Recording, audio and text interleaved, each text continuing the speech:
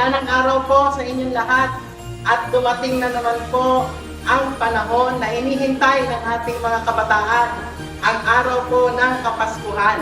Kaya naririto naman po tayo upang ipagpatuloy ang ating tradisyon sa December 24 po.